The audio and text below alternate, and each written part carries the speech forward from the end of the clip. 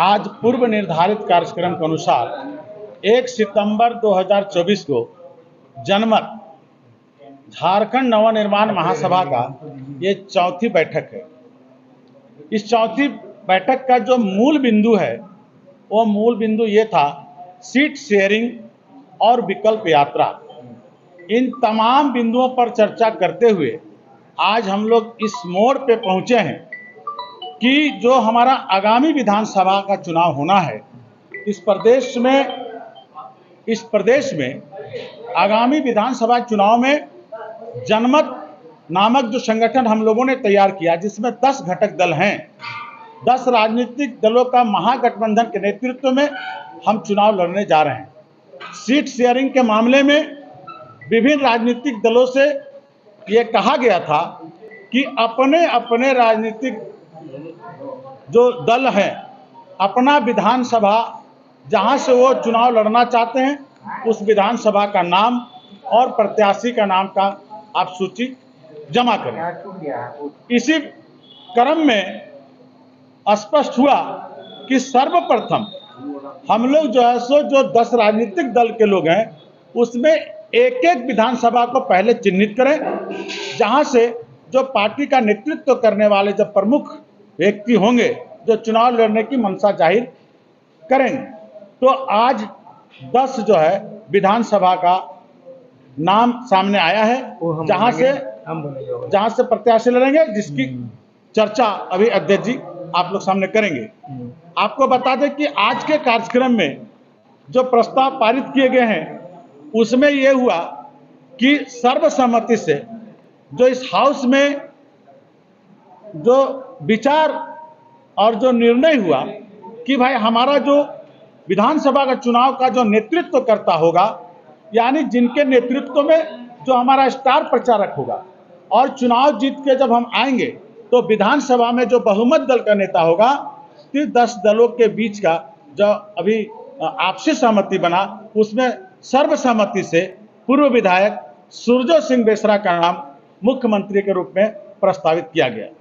तत्पश्चात अन्य 5 जो है ओबीसी, माइनॉरिटी, महिला और जो एसटी एसी हैं, वहां से भी 5 साल में एक एक उप मुख्यमंत्री होंगे।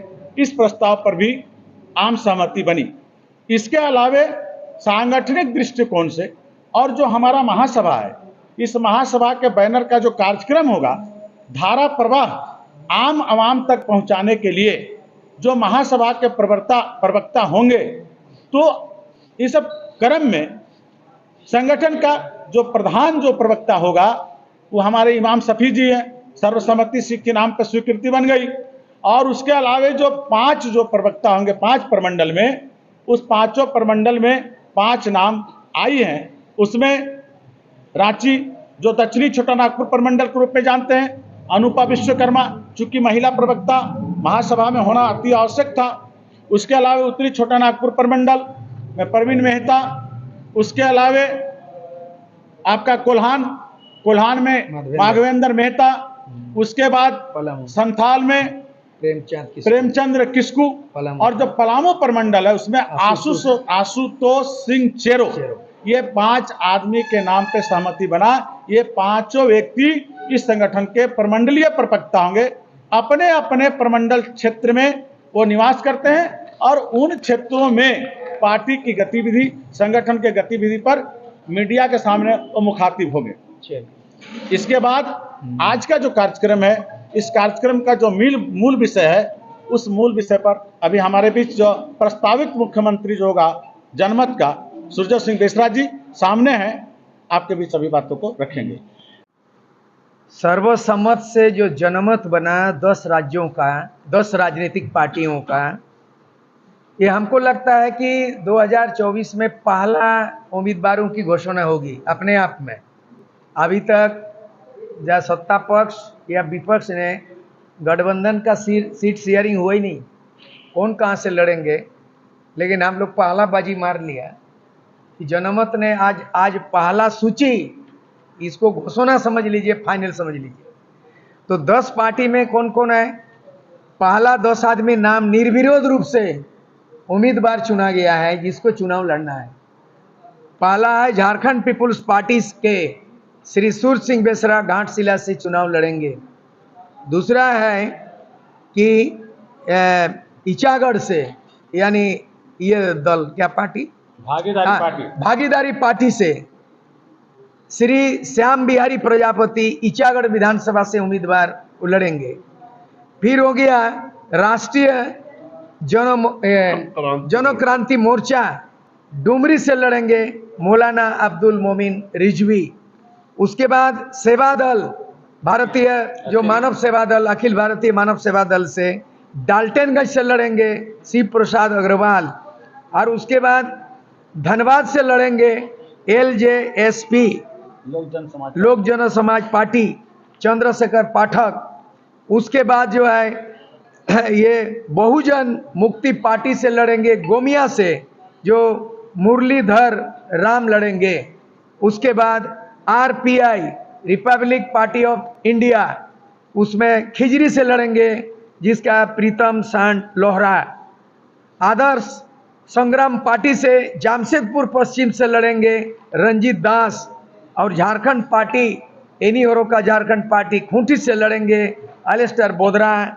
और झारखंड मुक्ति मोर्चा उलगुलान से लड़ेंगे सरायकेला से ST सीट से तिलक मार्डी।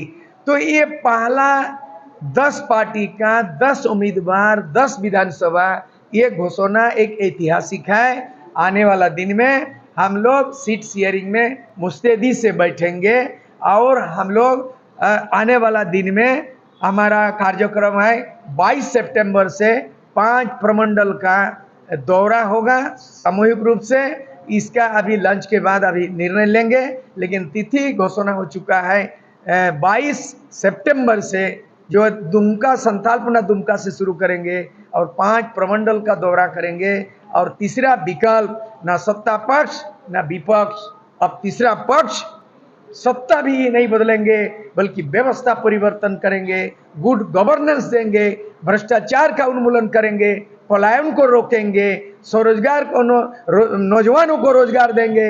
ये तमाम बातें जो अभी जो 24 साल के अंदर में जो 13 मुख्यमंत्री बनी, 5 बार चुनाव हुआ, अब की बार 6वीं बार चुनाव होने जा रहा है, 3 बार राष्ट्रपति शासन लागू हुआ, भाजपा गठबंधन भी फेल हो चुका है और JMM गठबंधन हेमंत सोरेन भी फेल हो चुका है। झारखंड मुक्ति मोर्चा में भागदौड़ हो गया है। भारतीय जनता पार्टी में 5 मुख्यमंत्री है, फिर भी उनका जो है राजनीति में रणनीति में विफल साबित हुआ है। इसलिए झारखंड के 3.5 करोड़ जनता और 2.5 करोड़ मतदाताओं का एकमात्र विकल्प है कि झारखंड नवनिर्माण महासभा जनमत में 10 राजनीतिक पंजीकृत पार्टी गोलबंद हुआ है। अब आप जनता को विकल्प हम ही लोग देंगे। 10 कौन सी पार्टी है? हाँ, 10 पार्टी में हमने बता दिया, झारखंड पीपुल्स पार्टी, भागीदारी पार्टी, उसके बाद राष्ट्रीय जन क्रांति मोर्चा, अखिल भारतीय राजनीतिक जो ये है